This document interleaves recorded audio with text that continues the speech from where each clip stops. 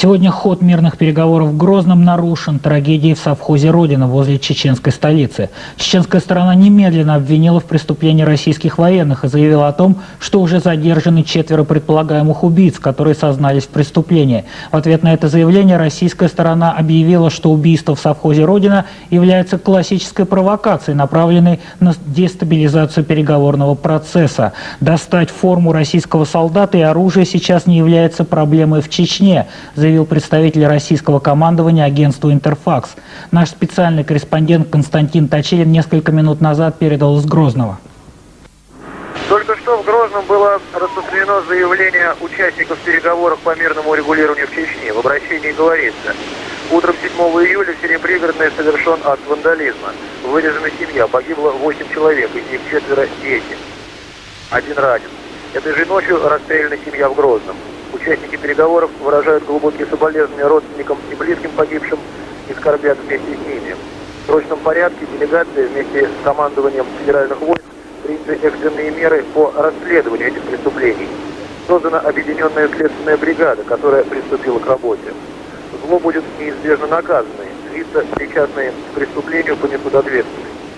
Делегация считает, что эти варварские действия предприняты силами, которые стараются сорвать переговоры по мирному урегулированию кризиса в Чеченской Республике. Провокации, от кого бы они ни исходили, обречены на провал. Переговоры будут продолжены, и мир придет на чеченскую землю, говорится в обращении. А завтра в Чечне объявлен национальный траур, поэтому завтра переговоров не будет. Сегодня во второй половине дня ситуация в Грозном менялась буквально каждый час. Еще одна наша съемочная группа, работавшая в Чечне, передала репортаж о митинге, который прошел сегодня днем возле президентского дворца. В 15:30 члены чеченской делегации Усман Имаев и Аслан Масхадов покинули здание миссии ОБСЕ и присоединились к многочисленной группе людей, сопровождавшей автомобиль с телами убитых. Я думаю, что сегодня средства массовой информации должны быть объективны. Это не нагнетание обстановки. Это мы с вами являемся свидетелями, как убивают детей, женщин. Я хотел бы напомнить вам и факт, который остался незамечен вами. Факт, который 2 июля ночью было. 6 человек убито, затем сожжены. В том числе женщина с грудным ребенком в районе поста завода «Электропровод», город Грозный. То есть в течение вот этих нескольких дней июльских мы стали свидетелями 2 зверств. И это будет продолжаться до тех пор, пока федеральные войска будут находиться здесь. Если мы хотим, чтобы ситуация стабилизировалась, надо решить этот вопрос именно по блоку военных вопросов. О чем у нас достигнуто согласие. Да, мне сегодня не хотелось бы делать из людей, которые стали невинными свидетелями происшедшего, делать какую-то митинговую страсть и так далее. Но каждый из них сюда пришел не по приглашению чему-то, а именно по зову сердца. Однако истинные виновники убийств, подчеркну, пока неизвестны. Дело расследуется со стороны федеральных сил, а то, что будут еще провокации, понятно. Есть люди с обеих сторон, которые заинтересованы в том, чтобы сорвать переговоры. Вновь чеченская тема. Важная новость пришла сегодня из Кремля. Сегодня Борис Ельцин подписал указ, определяющий механизм реализации президентского распоряжения от 3 июля, который разрешал на постоянной основе дислоцировать на территории Чечни российские воинские части. Как сообщила пресс-служба главы государства, Министерству обороны России поручено разработать предложения по местам дислокации воинских частей и органов управления по согласованию с заинтересованными федеральными органами исполнительной власти. При этом, подчеркивается в указе, текст которого поступил в ТАРТАСС, следует исходить из результатов урегулирования кризиса в Чеченской Республике и указаний президента по этому поводу.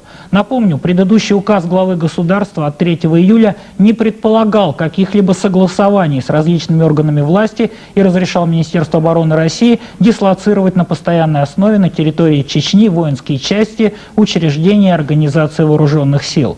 Как говорится, почувствуйте разницу. Сегодня, еще до того, как стало известно о новой редакции президентского указа, премьер-министр Виктор Черномырдин дал интервью специально для нашей программы. Он будет переделан, свой куратор этой делегации. Он уже переделан. Ну, конечно. Но я немного думаю, что все-таки вокруг этого такую развили бурную сейчас дискуссию. Указ этот нужен, это речь идет. Единственное, что там Так вот я прямо должен сказать, что Министерство обороны или прошло, просто почему-то проскочило. Ну там же не только Министерство обороны, а Министерство внутренних дел, там и пограничные службы. Но это обычное явление, то, что мы делаем по всем нашим регионам. Но здесь вот приняло такой болезненный характер. Для нас он был просто, может, немножко поспешили вот в этой части. Поэтому мы предложили, его сейчас переработали, подработали, добавили. Он не отменен не будет, естественно, президент. Чего его отменять? Вот. Ну, сейчас его сделали так помасштабнее. Вы обычно очень хорошо прогнозируете и оправдывается ваш прогноз. Скажите, когда вот все это закончится в Чечне? Я стал суеверный, но думаю, мы решим быстро, скоро. Думаю, сегодняшний день всем нам суеверий прибавил. А вот что сказал сегодня утром член правительственной делегации Аркадий Вольский. Сегодняшний день переговоров начался с заявления Аркадия Вольского. Новый проект закона этого, да? Новый проект указа. Который учитывает результаты переговоров. А как он выглядит примерно, не знаете? Я выглядит не знаю. Есть помощник президента теперь. Содержание с учетом переговоров. То есть учитывается и то, чего здесь достигли, и интересы внутренних войск, и интересы пограничных служб, и достигнуты результаты здесь.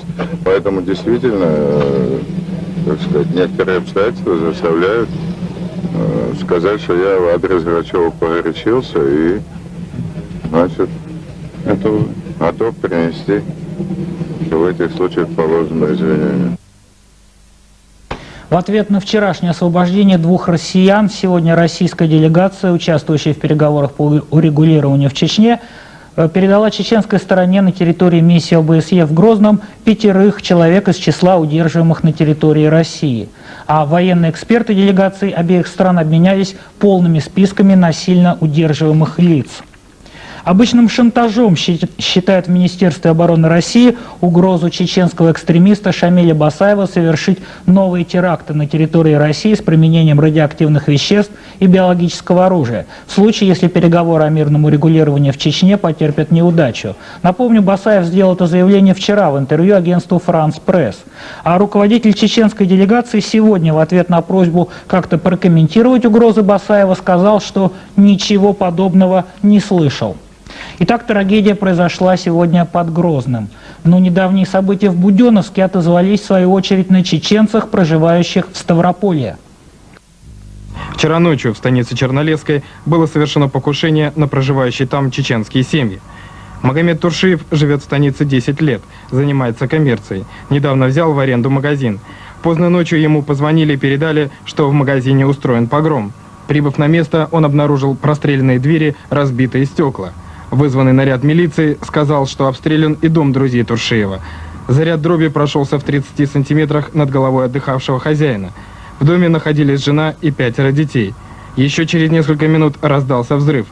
Бросившийся домой Туршиев обнаружил, что у него во дворе разорвалась лимонка. В этот момент там сидели 2 женщины и сын. По счастливой случайности никто не пострадал от осколочной гранаты. Есть основания предполагать, что все совершенное – дело рук одних и тех же людей. Это уже не первый случай покушения на Туршиева. Неделю назад его машину обстрелял из охотничьего ружья станичник. После попытки родни обезоружить нападавшего он застрелился. Куликов срочно отбыл в Москву в связи с новым назначением. Нам удалось взять у него подлетом эксклюзивное интервью, так что программа «Время» представляет нового министра внутренних дел. Для вас было неожиданностью это назначение? Или с вами проводились какие-то консультации? Да, почти до последнего дня для меня это было неожиданностью. Скажите, а вот если можно, очень коротко о том, чем вы занимались раньше? Я служил... Это трудовой путь. Да. Мне 48 лет, я родился на Ставрополье, закончил в 63 году среднюю школу, закончил Орджоникидзевское военное училище, закончил военную академию имени Фрунзе, военную академию генерального штаба. Прошел все должности войсковые во внутренних войсках, от командира взвода до командующего внутренними войсками. Вот и все. Доктор экономических наук, женат, 3 детей. Скажите, как вы оцениваете то наследство, которое вам досталось? Ну, я думаю, что не только наше министерство но и вся страна в сложном состоянии. И что касается моей роли в этом, то я думаю, я буду прилагать все усилия, чтобы помочь на этом посту выйти стране с достоинством. В ходе сегодняшних переговоров что можно сказать? Они уже практически переступили порог практического воплощения намеченных мероприятий. Мы сегодня часть освободили задержанных, и вот там в углу уже собираются наши эксперты, начинается работа по реализации военного блока вопроса, не ожидая решения политического. Речь идет о разоружении. Напомню, завтра в Чечне переговоров не будет. Завтра в Чечне траур по убитым в совхозе «Родина».